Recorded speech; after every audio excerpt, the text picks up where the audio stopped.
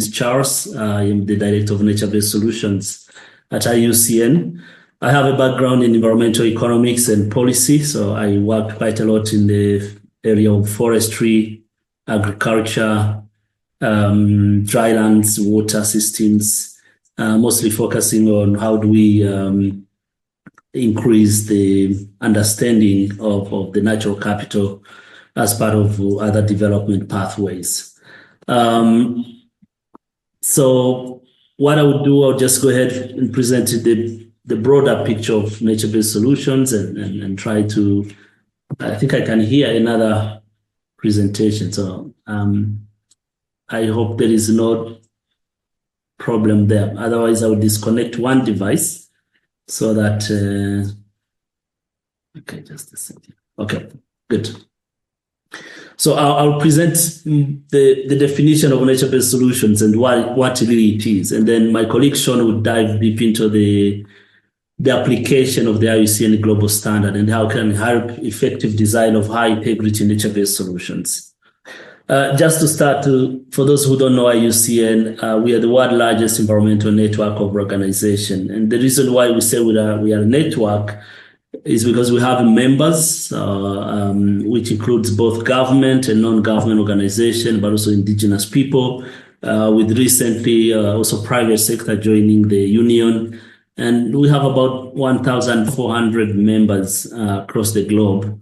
In addition to that, we have another governance kind of system, which is composed of scientists and knowledge people whom we call commission members. So we have about 70 commissions, which basically help frame the work that IUCN does globally across the different ecosystems within the conservation and development sector. One of the known commission is the Commission World Protected Area Commission, which is behind the Global Atlas of Protected Planet, the Red List of Ecosystems, which is also shared between another commission. But also we have the World Commission on Ecosystem Management, just to mention a few, which are really are great, doing an amazing work across the globe to help the union drive. So we work within the policy space, but also the innovation and action on the ground. We are behind several of the global policies, such as the Convention on Biological Diversity, but also we support a lot the UNFCCC, the Convention on Climate Change, and the Convention on Land Degradation, the Ramsar, which is one of the Convention on Wetlands, which actually is hosted by IUCN in the Secretariat in Switzerland. We are present globally, so quite, as you can see on the map, we are all over the world through different ways, from Africa to South America to North America to West and Central Africa to Middle East. And we do have offices in many different countries. This is just a glance of our current portfolio. This is just, I think I missed the slide of 2024. This was 2021. Now we talk about close to 1.3 billion Swiss francs in our portfolio. And we do normally spend between 200 and 250 million every year in our projects investment. And we do mostly invest across different areas, but this is just to show you where we invest. As an organization, we invest in land, from forest to restoration to sustainable land management, to invest in water from basin, including transboundary basins across the globe, in ocean, but also climate. But more importantly, we make sure that people are at the center of our work. Just really to give you an overview of who we are as an organization and where we work. So many people probably know some of the tools we provide without knowing who is behind that. So IUCN is a provider of decision-making tool within the environment and conservation and development space. So this is just some few of the tools that IUCN provide. Very known is the red list of species. So you hear people saying, there is even when they're doing environmental impact assessment, they say, make sure that there's no red listed species. So, or threatened species. So this is IUCN behind. There's a massive team which is behind that, and we update this regularly. Nature-based solution, we are probably one of the founding organization of the concept and the framework, and I'll talk about that in a minute. We have now green list. So how do you move a red listed ecosystem to a green list? Green list is more of a certification scheme which basically confirms the sustainable management of a protected area, and it's a highly respected scheme. We have red list of ecosystems. How do you decide where you invest? Is the ecosystem at collapse? Is it degraded? Is it unthreatened?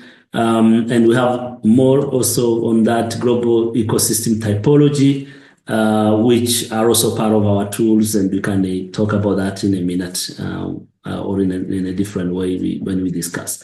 So those who know STAR is a more private sector, finance sector, but also EBAT, which is all basically metrics to help people really to contribute to biodiversity and species protection. So as I mentioned earlier, we have been behind nature-based solution as an organization for decades. So IUCN started working for the first time using the word nature-based solution in 2000, early 2000 actually. And from that time, we worked tirelessly to define it, to clarify why we need that.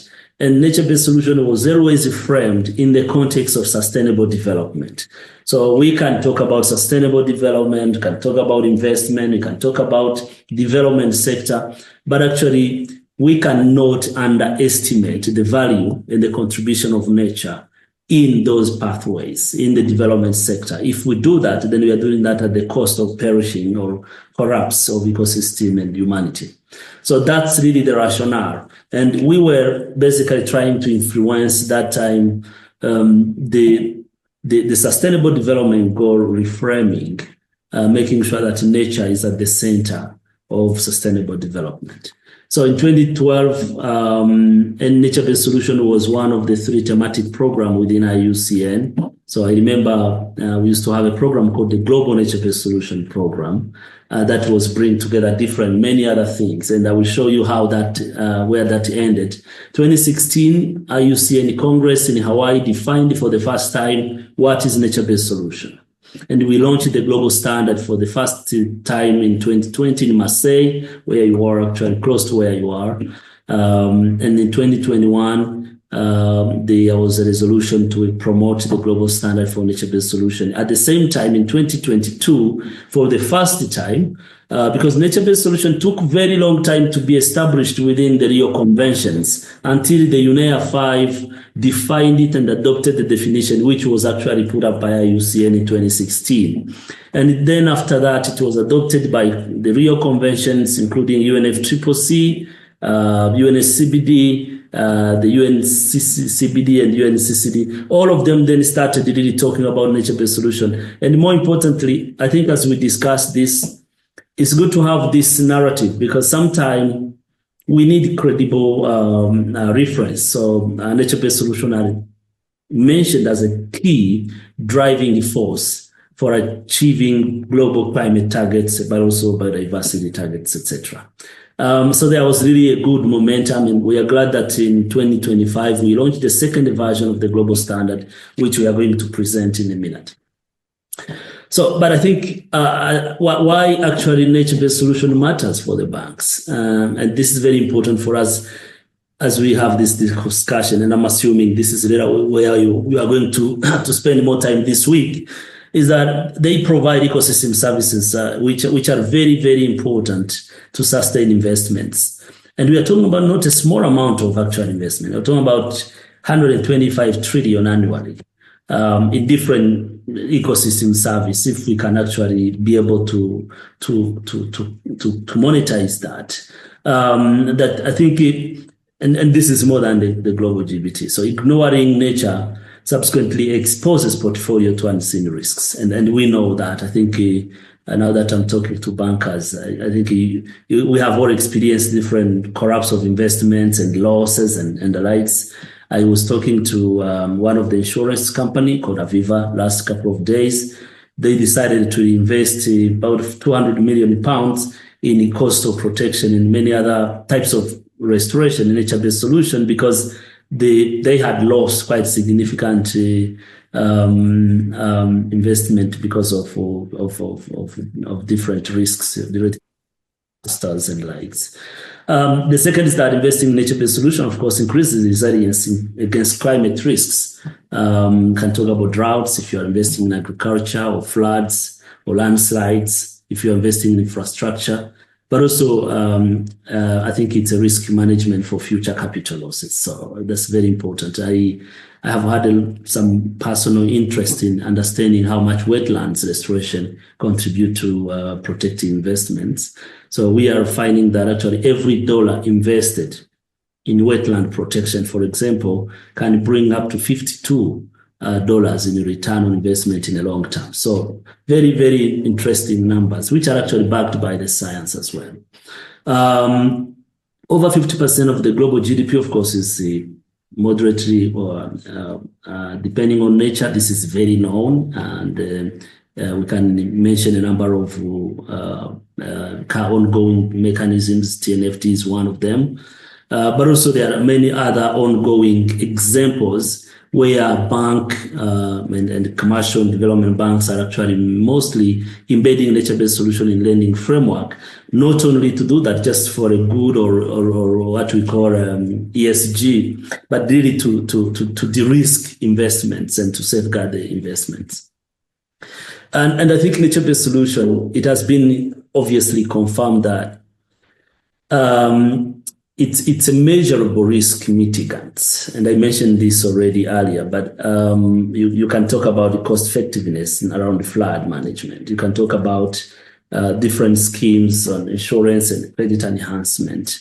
If you integrate or mainstream nature-based solution in projects, you can absolutely benefit from reduced insurance premiums and the likes, especially in different projects. And this is the case we have been discussing with the number of insurance companies. But also you are talking about asset protection, right? So I visited one province in China recently called the Shenzhen, and which experienced very terrible typhoons and monsoons. And when we discussed with them, they say, look, we decided to reinvest in our wetland protection and coast protection because we lost a batch of infrastructure because of that. So it's really more of asset protection, and many companies are realizing that. There are more bankable co-benefits, so carbon sequestration is one of them, but also you are talking now about jobs and biodiversity. So these are all good narratives to have, and I'm thinking about I will miss being in the room, but I'm sure these are coming back in every session that you are going to. And then on this particular topic, I think it's important to realize that nature loss as a system threat to investment portfolio signify also a lot of impact when you put it into monetary financial economic terms.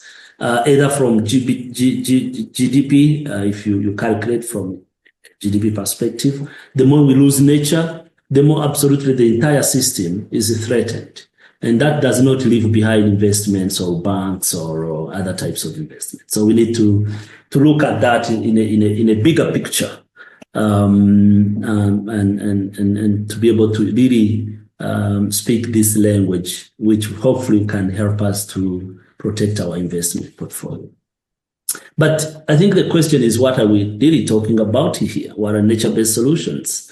IUCN defined this as actions to protect, manage, and restore natural modified ecosystems to address societal challenges effectively, adaptively, providing human well-being and biodiversity benefits. So what UNEA did, they elaborated that further and added the types of ecosystems, so freshwater, coastal, and marine. They also added that to make sure that these actions are happening simultaneously and providing human well-being, ecosystem service, and the resilience and biodiversity benefits. So someone was asking me the other day, which does not provide human well-being or biodiversity benefits. And I clearly said I don't believe in one, but because if it's a nature-based solution, it should actually reinforce or restore or protect at least the ecosystem.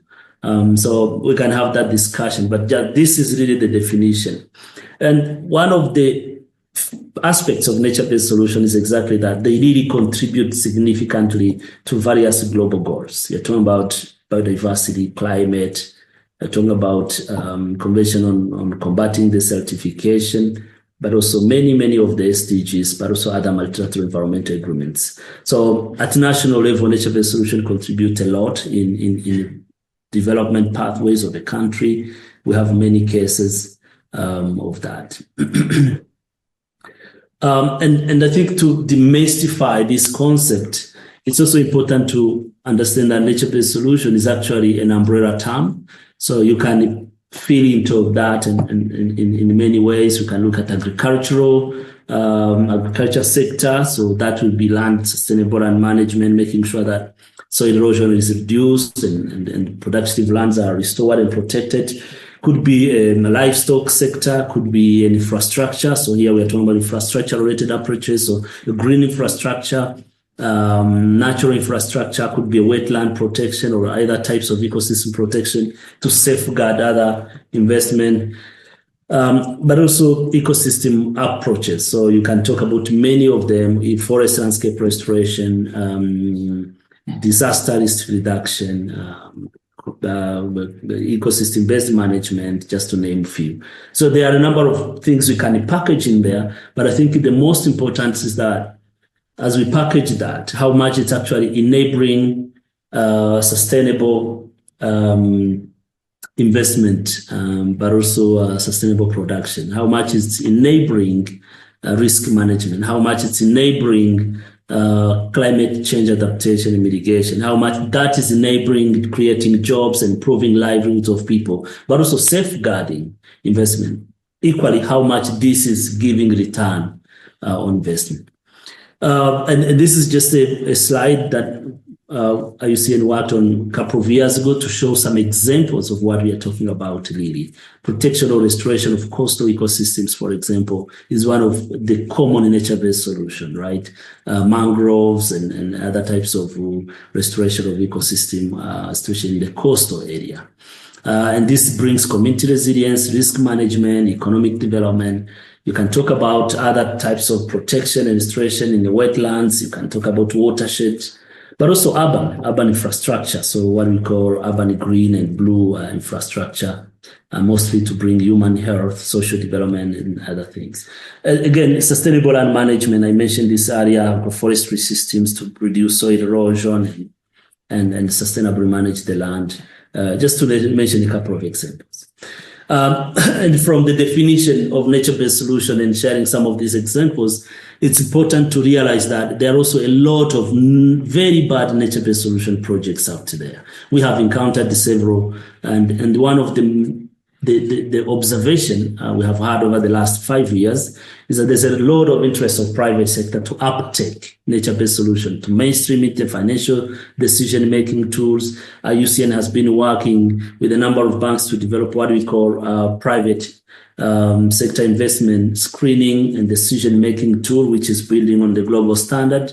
We hope, actually, I've had a lot of discussion with IDFC colleagues to see how much we can work with IDFC members to really strengthen investment screening and decision-making process and make sure that we are not greenwashing investments. We are not just intentionally doing projects with hope that they can achieve better, but no, not necessarily going there. So IUCN helps really to frame that. And we moved from the definition framework to the operationalization of the concept or the framework, where now we have the global standard that has been now updated. So 8 criteria and 27 indicators. And we have an online guidance tool which helps investors and developers to assess their NbS projects. So I will stop from there and hand over to my colleague Sean to take you through the next couple of slides on the global standard for nature-based solution.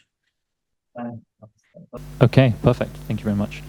Thank you for that introduction there, Charles, going over sort of the why NbS is an ideal strategy, given especially the context of this workshop.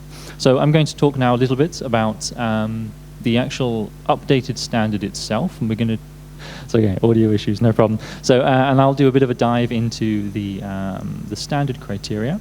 So you're actually going to be one of the, I think, the first after the IUCN WCC Congress in Abu Dhabi to actually get a look at this updated standard. So we're really pleased to be able to share this now and make it accessible to everyone. So first of all, with this updated standard, we've very carefully curated and revised based on thousands of independent reviews from all geographies and backgrounds, the global standard document as it was in the original first version. With this update, we intend to provide a robust, evidence-based framework for the consistent and credible application of high-integrity NbS. This standard is a framework to assess, design, implement, monitor, and upscale NbS interventions across a diverse set of contexts. And really, as this is the global standard, our audience is kind of everybody. We want to target governments, planners, businesses, donors, financial institutions, non-profit organizations, and indeed also indigenous peoples and local communities. I think it's perhaps worth briefly mentioning that yesterday we did have some questions about sort of the regional implementation of, for example, certain projects. And when it comes to the NbS global standard, this is of course global, but we will be providing in time various sectoral interpretations of this standard, which may be a bit more specific to particular areas, sectors, or geographies. So more on that in the short future.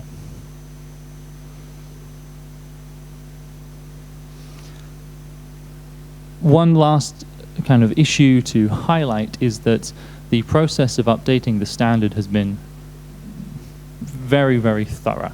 The infographic on the screen shows the various bodies and members and huge number of individuals that have been involved in this kind of feedback loop of information. The NbS Management Hub, which is where Charles, myself, and our colleagues work, we try and facilitate an information exchange around this standard based on feedback from user groups from all around the world, from national and regional hubs, but also expert members on NbS. And all of this information is going back and forth, and we are updating, we're revising, and we're making sure that the standard is the best it can possibly be. At the moment where we're convinced that we have our final document, this then goes to a special kind of body which was created, which is the International Standard Committee. This provides a sort of degree of independent oversight to make sure that this document is well curated, and then this is submitted by the ISC to IUCN Council for approval. In the case of the update, we had immediate approval, and so we're very happy to now give this standard to everybody. So, this is, I think, a fantastic slide. This is the global standard version 2 in one page. You can see here there are 8 different criteria. There are 27 indicators, which Charles has already mentioned. And this is sort of the compact, at-a-glance view that you can use to see what the standard is really talking about. Now, the indicators here, these are sort of action statements, and the purpose of them is to guide or identify what makes for good NbS. Any project or intervention which uses and aligns with the NbS standard criteria, then it's going to be high integrity, but it's also likely to be successful, and to be successful in the long term, as the criteria that we've chosen here aim to establish long-lasting and economically viable projects to provide benefits for people and nature. I will, I think, make available this slide to everyone, so you will have this in a little bit, and you can have a look through at your heart's content.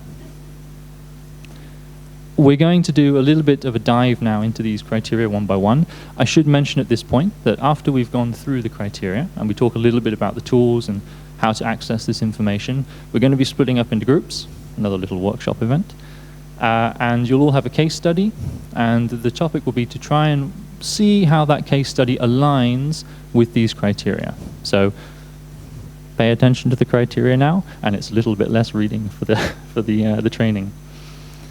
So first of all, our starting point, NbS effectively address societal challenges.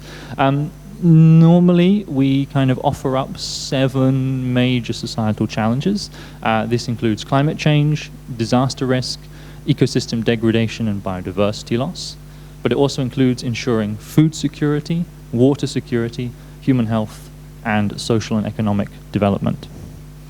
These are the 7 that we most frequently talk about, but it's not an exhaustive list, and a great NbS project will tackle more than one at the same time. When identifying these challenges, we do always recommend that it should be done in a very open, inclusive, participatory process to try and get as many perspectives and as much input at this early stage that you can. So having identified our societal challenges, we can then move on to our next criteria. Now, the purpose of this one is to ensure that the NbS recognize and respond to the complexity and the uncertainty that occurs in all ecological, economic, social, and cultural systems, especially within the context of the NbS that is being designed. This isn't always straightforward, but understanding the complex interconnections and the interactions within a system is very helpful, and it's very important when it comes to identifying the intended impacts of the NbS, but also any unintended impacts, which is useful later when we come to think about how we might adaptively manage these projects. I think the key points to take away here, and also to link a little bit with what we heard about yesterday from Johannes, is that this criteria is important at identifying synergies and also identifying risks in an NbS intervention. And we've already looked at a couple of ways at which you might begin to evaluate that yesterday. On to criterion 3.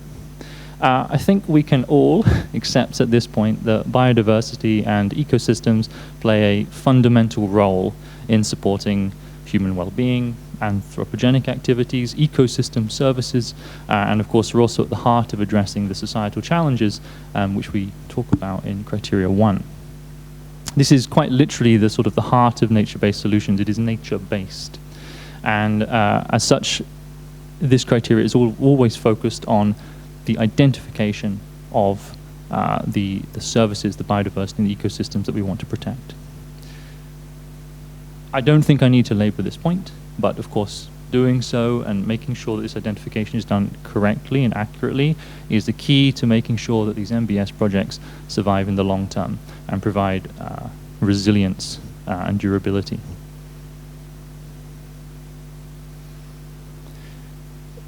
Now, to be sustainable and scalable, NbS also needs to be financially feasible but also economically justified, which is the crux of criterion 4. Now here, when we talk about financial feasibility, we're referring to the ability of a project to attract necessary investment and to generate sufficient revenue to cover all of the costs over time. This includes capital, it includes maintenance fees, it includes operational fees. The economic justification takes a more broad perspective. It's not limited to financial flows, but it also seeks to capture the sort of full societal value that is created or potentially lost over the course of the NbS, including both monetary and non-monetary benefits. Now, yesterday, I'm also going to refer to Johannes again, he spoke about the positive sort of economic arguments of restoring ecosystem services and the benefits of the various Rio conventions, such as, for example, achieving land degradation neutrality. And I just want to re-echo this point, as it's clear that there are significant economic incentives to NbS projects, and this criteria really seeks to encapsulate them and make sure that they are identified. It's a very core component of the NbS global standard.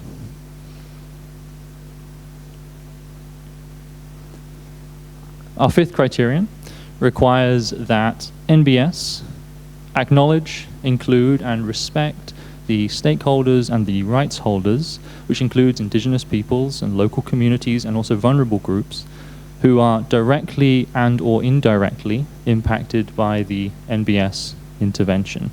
and they should be included at all stages of the decision-making process, all levels of the NbS, and throughout its lifetime, ideally where possible. Oops, pardon me. And at an absolute minimum, we want to make sure that the NbS adheres to the prevailing legal and any regulatory provisions regarding communities and peoples that could be affected by any of the consequences of the NbS. Now, of course, we do hear quite often, actually, that not all NbS projects necessarily involve, for example, indigenous peoples, which is, of course, natural. But in this case, we would really kind of highlight the point that criteria 5 is making sure that there is inclusive governance of all stakeholders, sort of regardless of who they are and where they are from.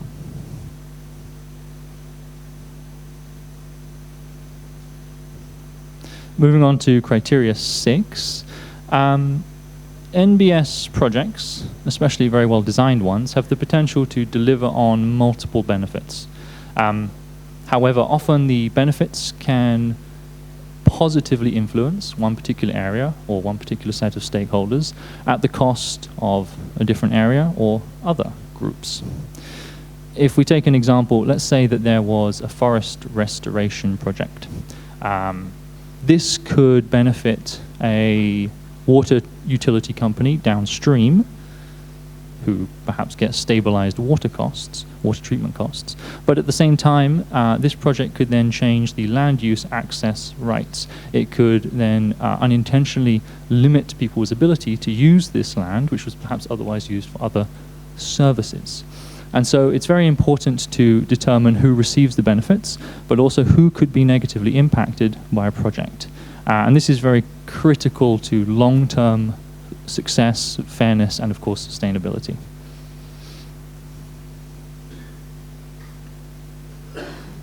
Criteria 7 then, we're getting near the end, requires that the NbS include provisions to enable adaptive management as a response to unexpected outcomes.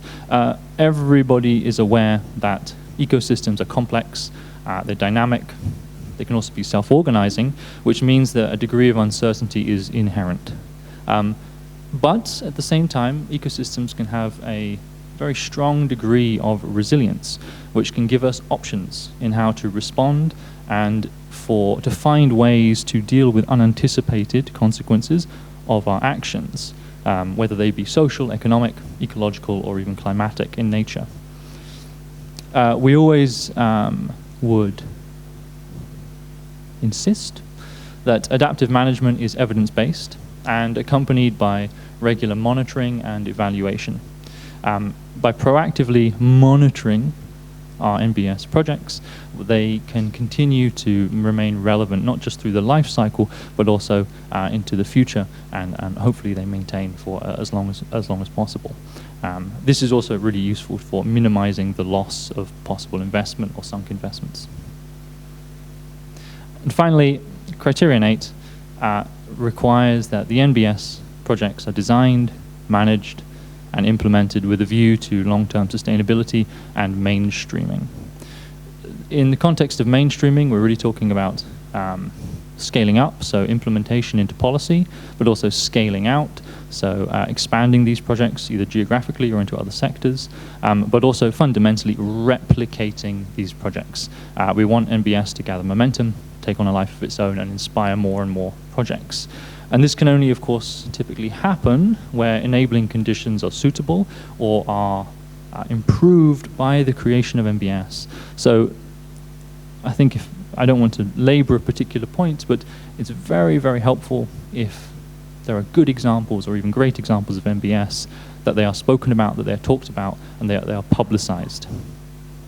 Because this can promote good NbS to other investors, other enablers, and other implementers.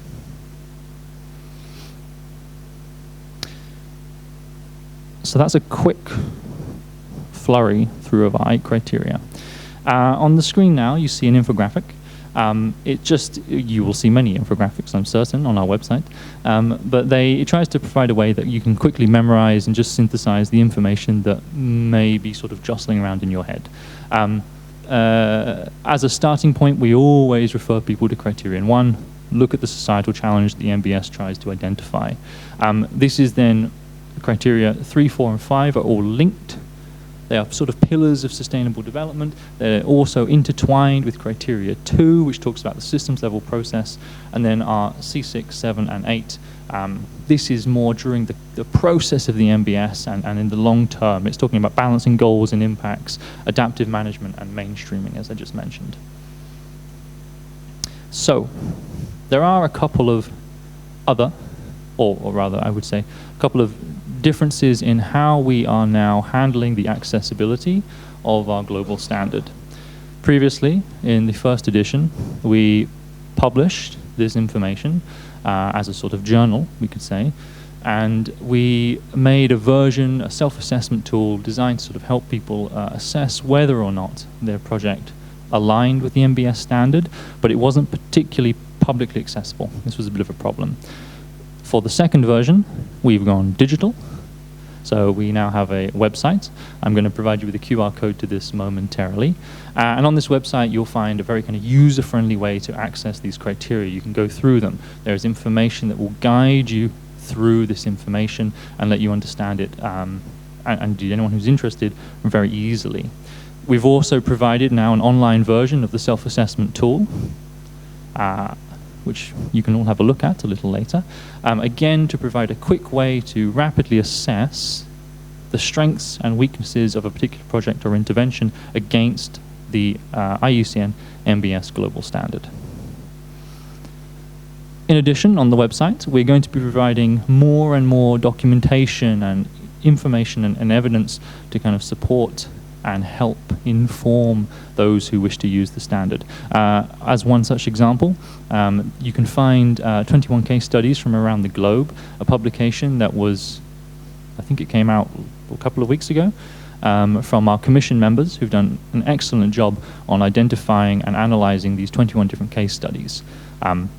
They will show you some of the strengths, but they'll also highlight some of the weaknesses, which is a really, really good way to sort of learn in action.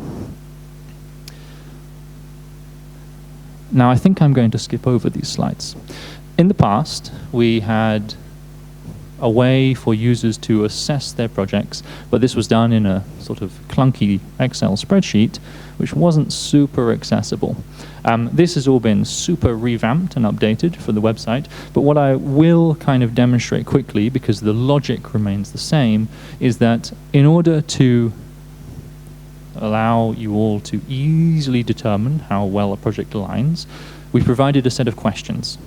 These questions have multiple choice-based answers, which give an indication of how well certain criteria, certain elements of a project align with one another.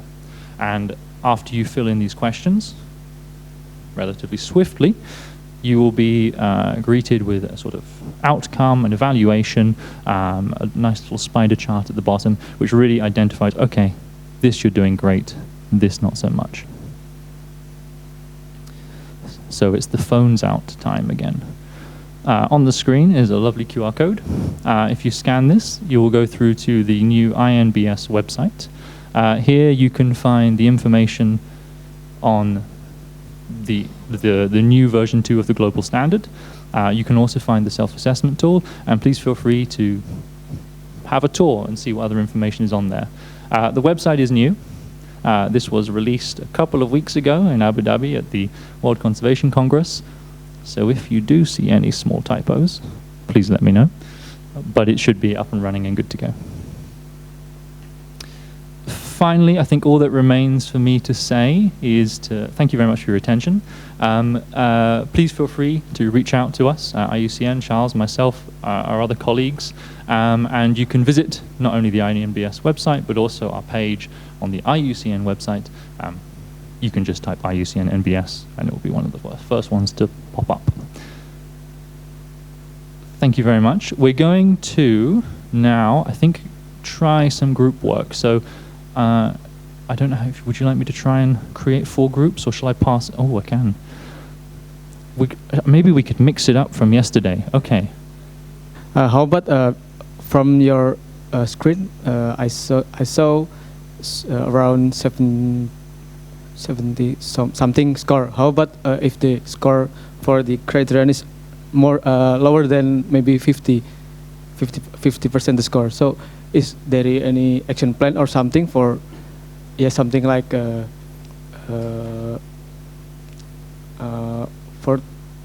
for the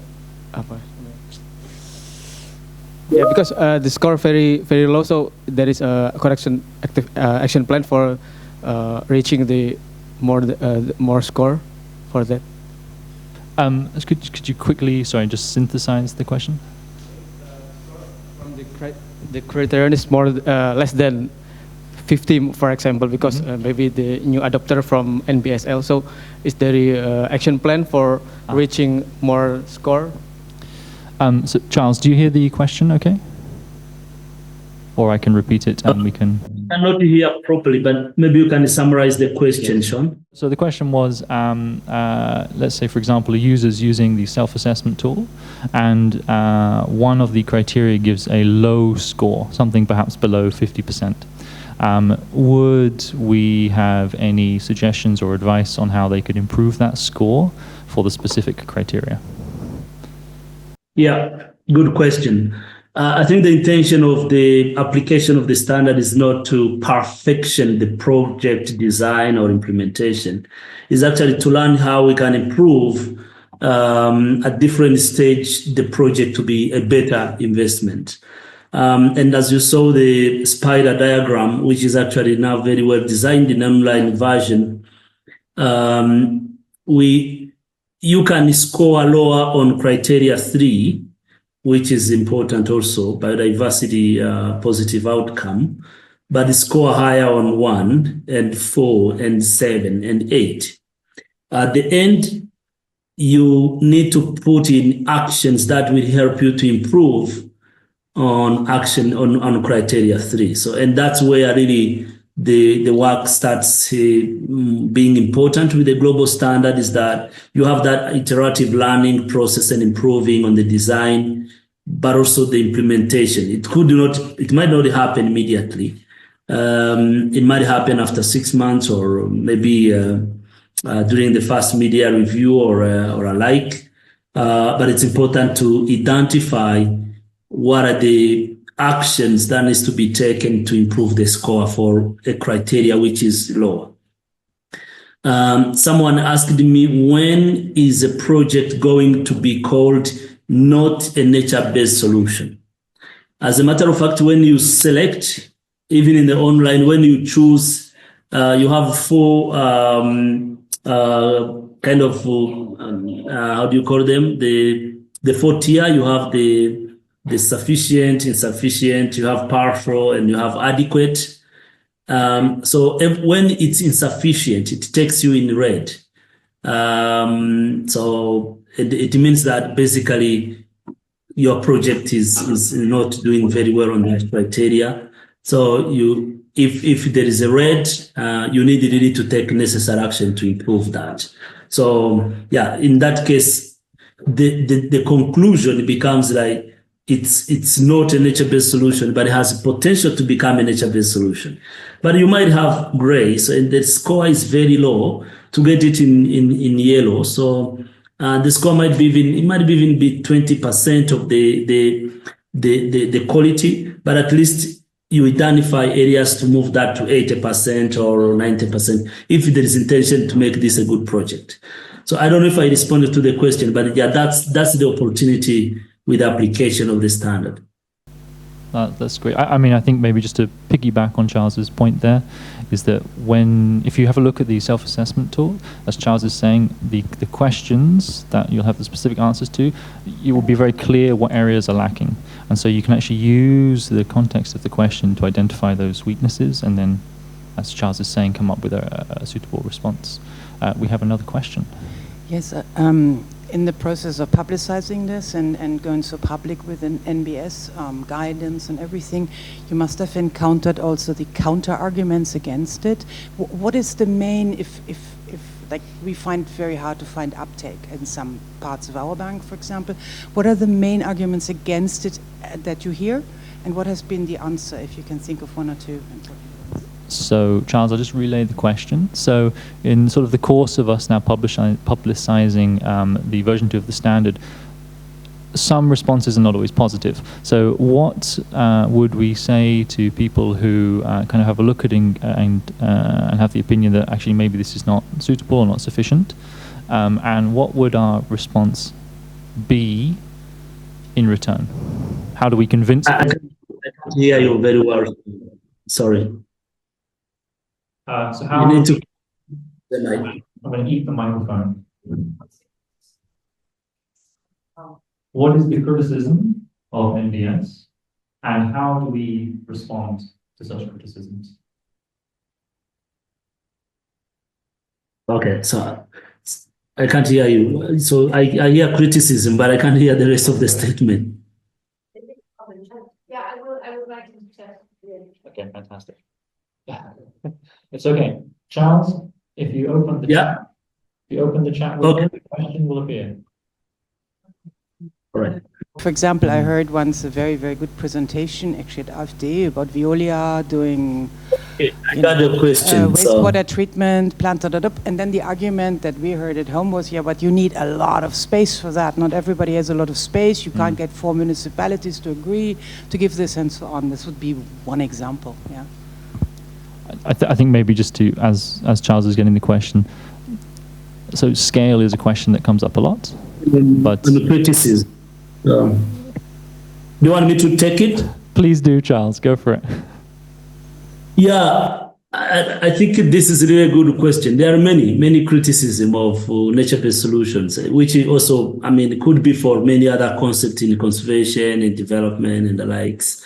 But the two most appealing ones are that nature-based solution is an umbrella term, right? So you want to address climate change, biodiversity loss, land degradation, well-being of people, basically livelihood, but also return on investment. When you look at the market segment of nature-based solutions, or carbon credits or other ecosystem services.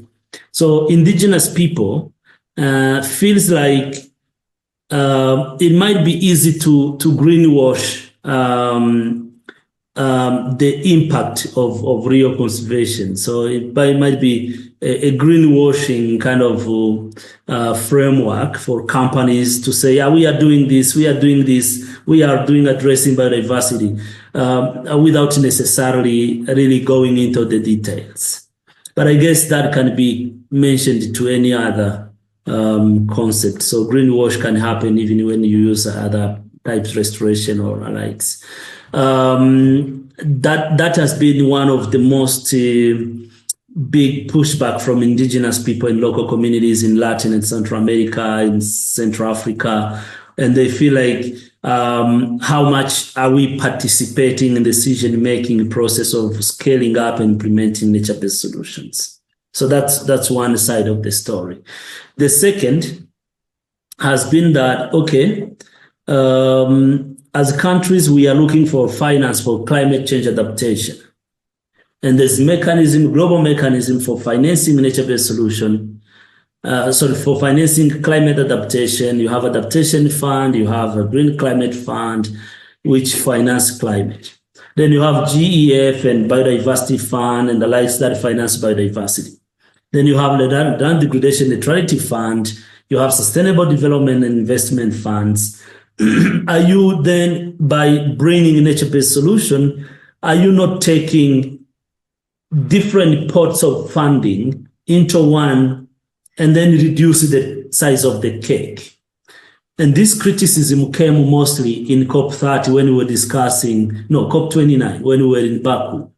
Was it 30 or 29? So the nature-based solutions were added in the final decision cover, and many countries saying, okay, make sure that you are not saying that we'll create one financing mechanism, because nature-based solution can address climate adaptation. It can also restore biodiversity. It can help reduce land degradation. even if we accept that they are a very important framework, make sure that it doesn't allow or take away different financing mechanisms that countries could benefit into. So government were really hard on that narrative. But many people from the UNFCCC were also very clear that that's not the intention. So that has been the second criticism. Is it a concept that can actually finally bring together the Rio Conventions and help us to realize action within the ecosystem, within the process of reducing biodiversity loss or other things in a coordinated way? How do we do that without actually compromising all different parts of financing, etc.? So those two are very critical. And that first one, I think IUCN standard is a very important tool that it could help counter that, because there's a standard that can help avoid greenwashing if we can apply it. For the economics and finance, I think each of the funds have embedded a nature-based solution, including the GEF, the Global Environmental Facility, then GCF separately, and other types of funds that exist. So it's not like we are replacing any of them to create one pool of funding, etc. But again, last one is the metrics to measure. So how do we measure the economic and financial return on investment from nature-based solution? So that has been the big one from private sector, to call it bankable, what they call bankable nature-based solution investments. So it's also linked to the fact that you have to identify the multiple lines of benefits, right? You have to identify how many jobs are created with this investment, how many people are uplifted from poverty, how many people access water or food if you are investing in that sector, but also how much carbon credits I'm going to sequester with the restoration action or soil erosion control. And finally, which is the most critical, is how much biodiversity positive outcome I have to contribute to. So you can see from investment, it's very easy to say, okay, this is my balance sheet. This is what is in there. It's easy to identify carbon credits, easy to identify, but how do you identify jobs, and how do you make sure that it also features on that balance sheet? How do you identify biodiversity positive outcome? So those metrics are areas actually still that leads to private sector more going sideline to say, we will focus on nature-based solution for climate change. So carbon credits is our thing. But they forget that actually there's a huge potential of also contributing to biodiversity and jobs and things like that. So, but we are working on that. So we are working on with the tool I mentioned, the private and public sector investment screening tool and decision-making tool will be able to help. And you have already banks like Societe Generale, which already adopted the standard as part of their decision-making. And we are working with the Asia Development Bank. I'm not sure ADB is in the room here. Under their Nature Solution Finance Facility with the AFD. We have worked with the AFD as well, colleagues in the AFD to reflect on what does the standard mean within other decision-making tool, and they are moving towards adapting and integrating all this together. So there's a couple of progress already we are making on making sure that that narrative is strengthened. Over. Thank you, Charles. Right, very passionate indeed.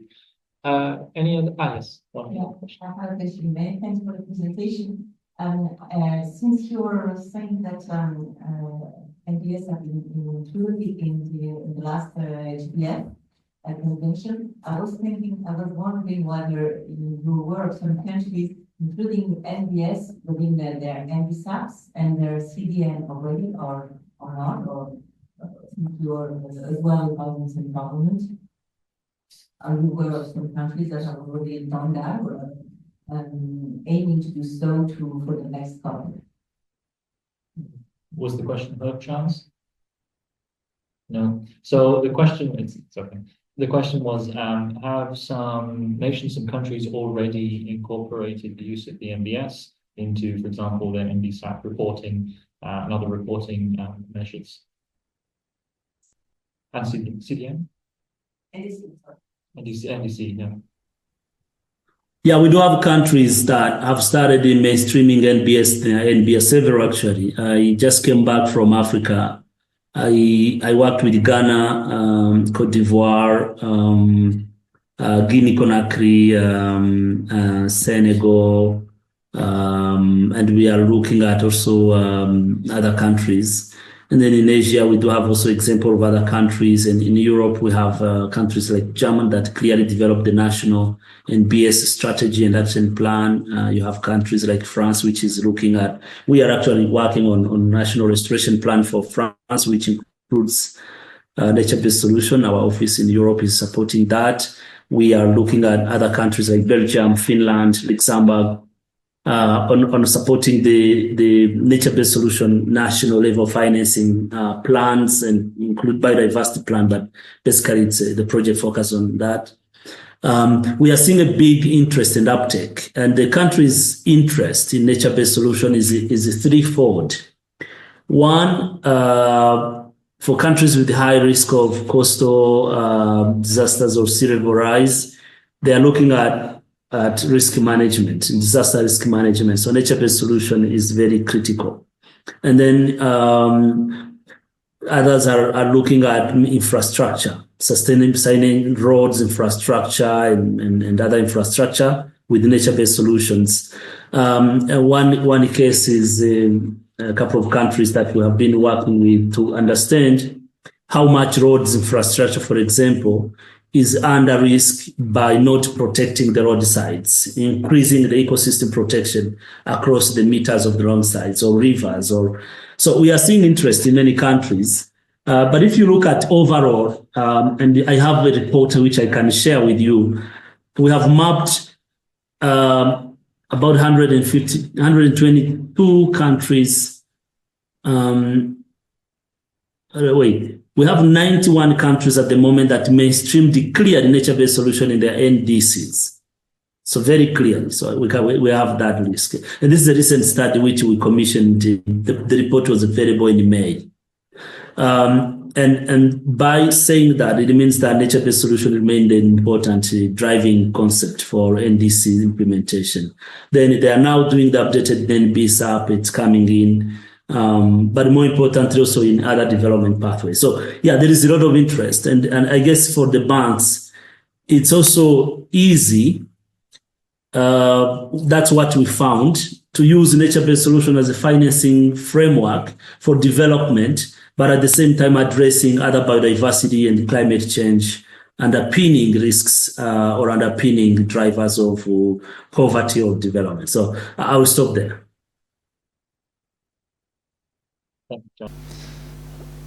Any last questions, or shall we move on to our groups? We'll move on to our groups.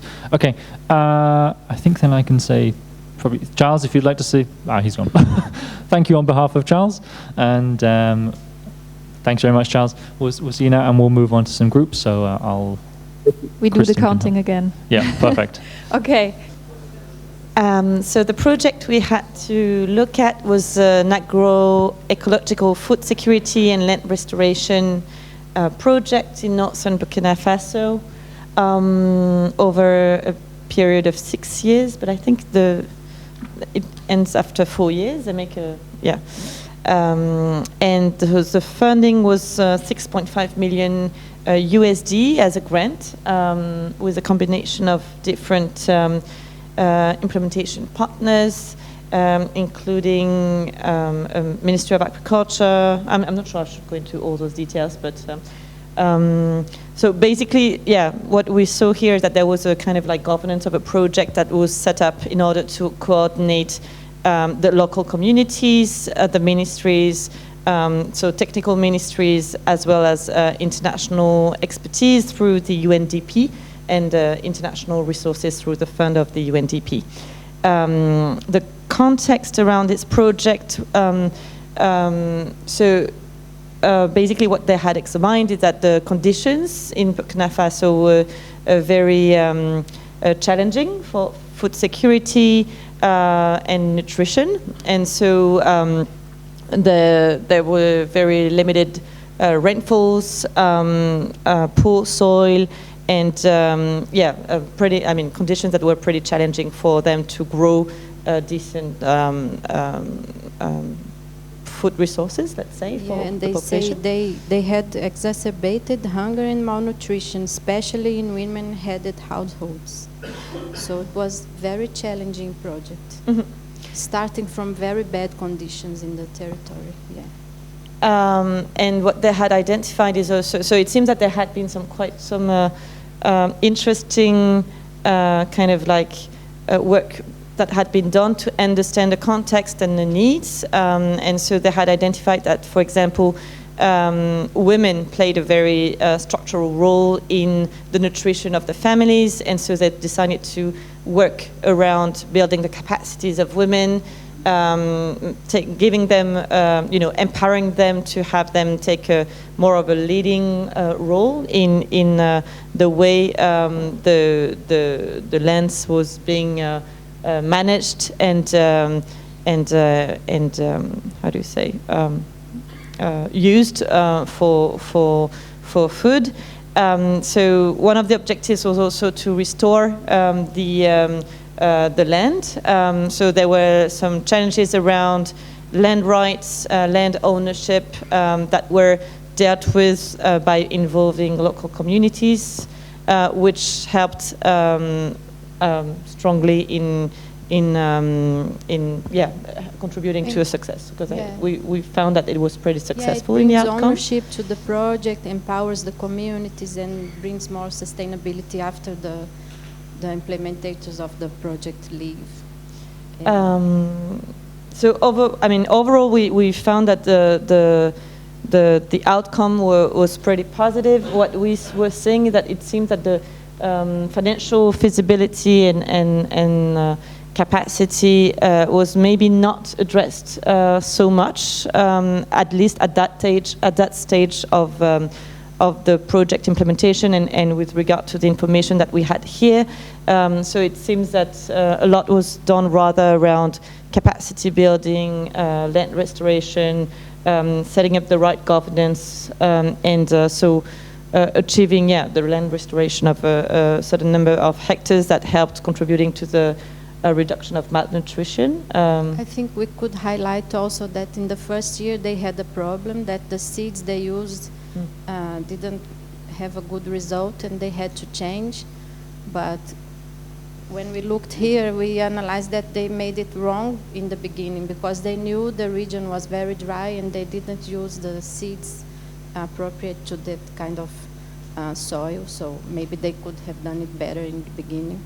We know it's not easy, but when you see afterwards, it's easier. But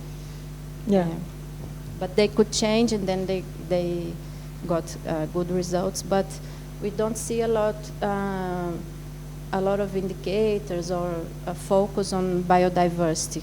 We know it's agroecology and everything, but they only report results on 2 crops. So maybe it's just a small amount. You expect more from an agroforestry system. Yeah, so financial sustainability, and that's pretty much. But the results were good. They increased nutrition of children, a lot of women trained, and almost 9,000 hectares restored under sustainable management. So it was very good. We consider a successful project. To be continued.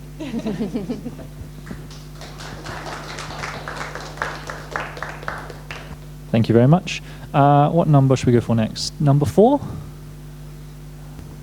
Yes, but maybe, yes, we didn't finish the to answer all the questions, but this maybe is what is interesting is that with the information, so maybe I should give first the scenario of the project. Yes, so it's restoration of degraded ecosystems with indigenous people in Ecuador, and it's a 9 years project, 9 years duration project,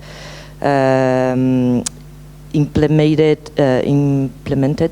with UNDP, the Equatorian government, and indigenous philanthropy funds with 4.2 million of USD as a budget.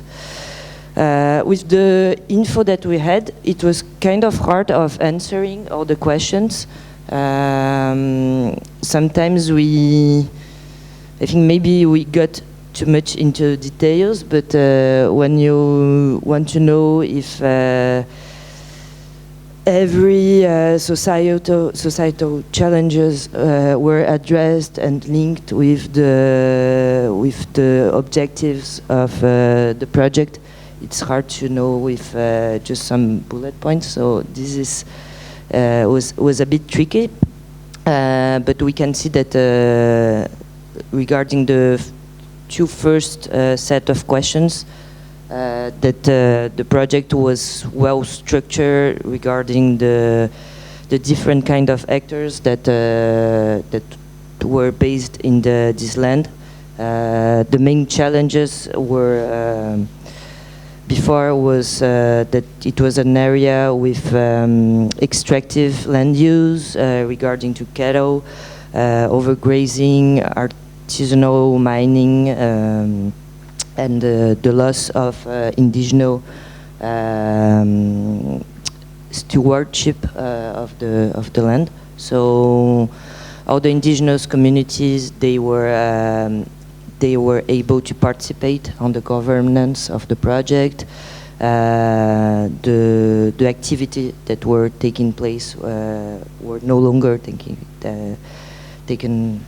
place, and you have a lot of reforestation activity. Maybe what we couldn't see is that for restoring the ecosystem activities, they delimited areas of protection, but there is no clear activities of what was done to really restore this ecosystem service. Like you delimitate, you protect, but what else? So this may be something. I think if you're okay, that's probably quite a good synopsis and a summary. And I think maybe just to draw on one point you mentioned there quickly. So obviously everyone's case study is a very brief synopsis, but this question came up a lot. Do we have the information? And I think just a quick point to say here is that in the context of the global standard and also the self-assessment tool that some of you were using, it's up to the user to sort of come to these decisions by themselves for the time being. We will devise a more evidence-based version of the same tool in the upcoming months. But for the time being, it's not unusual to sort of be a bit hesitant or uncertain, and we would typically say to be cautious in your response. Be as honest as you can, but don't think that a project does something amazing if you're not certain you actually are convinced of this. So be as honest as you can. But I think in the interest of time, that's a good summary. Unless you want to add anything, we're good. Maybe just what we discussed when you passed by, that it would be useful to have examples of answers so we can base ourselves. Just categorical answers. Yeah. Like something that allowed to say yes or no, or either quantify, or their quantified system, yes, no, somehow. No, yeah, exactly. And we will hopefully provide this information shortly. Again, it will be on the website. For the time being, we'll direct you to the 21 case studies that were produced by the IECN Commission. These have all been assessed, so please have a look at them, but we will definitely get that information on the website. Thank you.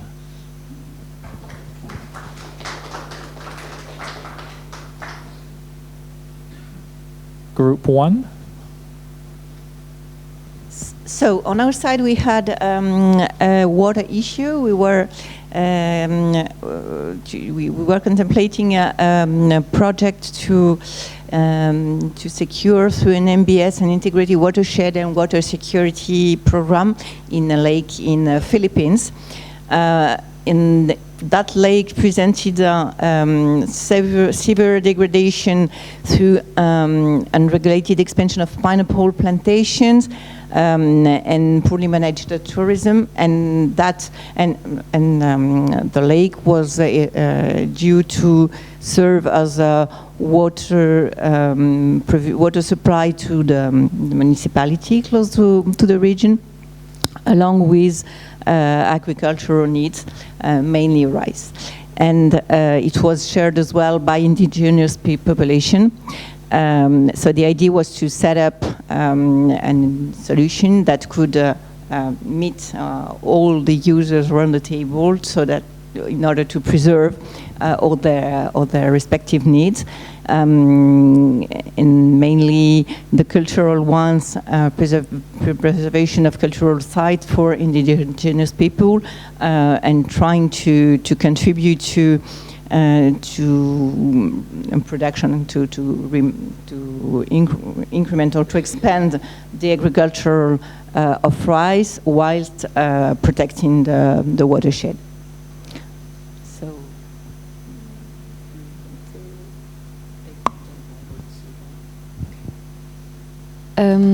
So starting with C1, in terms of societal challenges, we could see that there were several groups involved in the water discussions and the governance board that they want to create, the Governance Council for Watershed. So we thought it was a good point that the private sector, the communities, representation of indigenous people and commercial farmers, large agro-industrial groups would be represented in the discussions.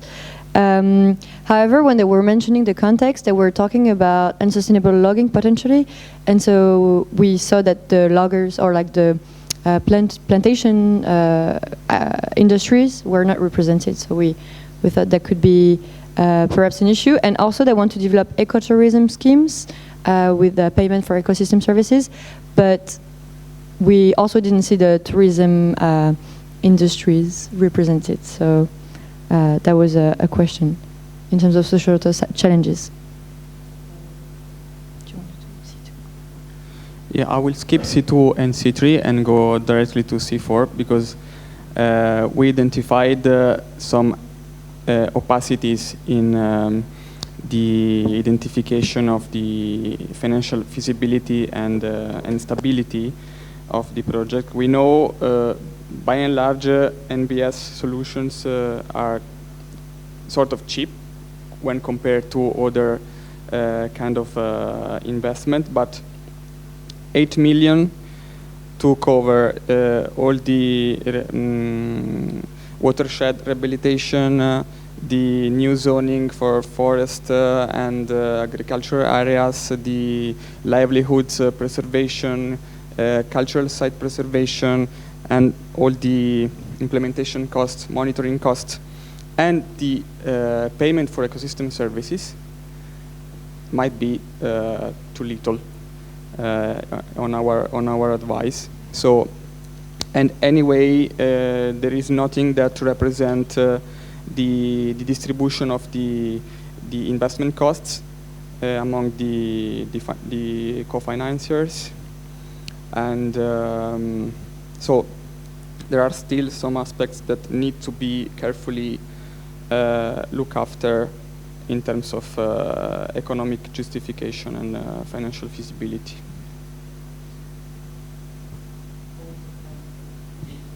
And adding the in terms of diversity regarding the C3, this project has as a key intervention and activities on biodiversity corridors established between fragmented forest patches, enabling wildlife mitigation, migration, and slope stabilization. But in terms of identification assessment of the ecosystem and drivers of biodiversity loss, we can read in this text which or how much assessment or how much identification has been done. So to proceed this project more successfully. They have to do somehow biodiversity assessment study and plan to identify more concretely. Just that.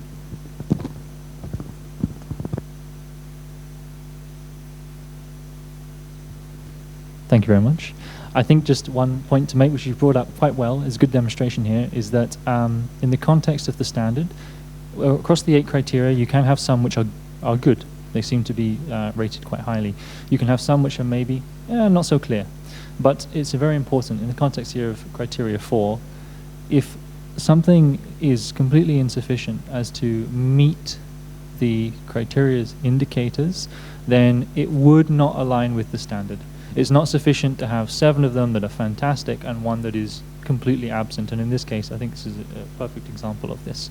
There are problems here. And so do keep that in mind. Yes, you can have 7 which are fantastic, but if you have 1 that's missing, it needs work and it needs to be addressed.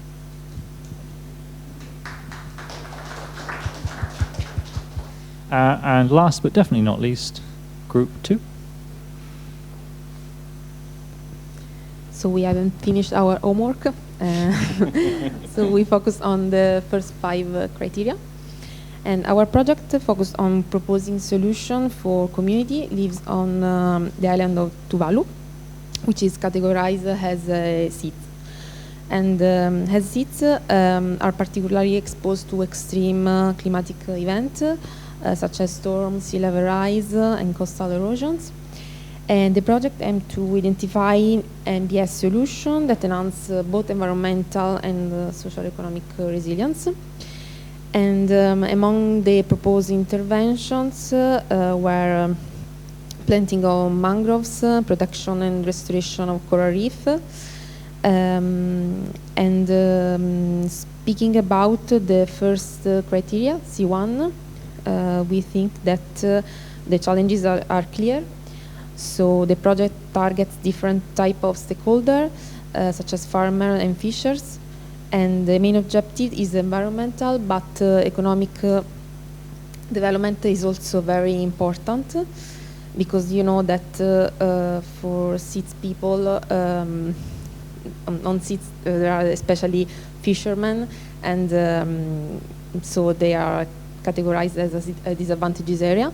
So we think that is strongly adequate. Speaking about C2, we think that it is integrated, so it's adequate, and it takes into account multiple sectors, although there are limited information about cultural norms. So this aspect is mentioned, but not explored in depth. And about C3, do you want to? Yes, about C3, enhance biodiversity, ecosystem integrity, and connectivity. So we thought that everything has been addressed regarding biodiversity. For example, the project aims to restore mangrove, also to develop more marine protected areas. Also to develop a system for fishermen to manage areas with rotational fishing closures. And also we approach all ecosystems from the land to the sea, but for us, we noted that we have a small lake in terms of connectivity, because connectivity hasn't been addressed at all, and it's really important when we talk about connectivity between land and marine areas, between freshwater to maritime waters, and also between MPAs, or between protected areas. So we thought that we have an adequate response, but the criteria has to be developed in terms of connectivity. About financial feasibility? So we don't have we don't have really information about financial feasibility. So we just know that there is a total of 10 million USD. So we suppose 1 million per year, but we don't know if it is adequate. I don't think. And speaking about C5, there are many stakeholders involved, and they are listed in the appropriate governance and stakeholder engagement paragraph. So it's adequate. Thank you. Thank you.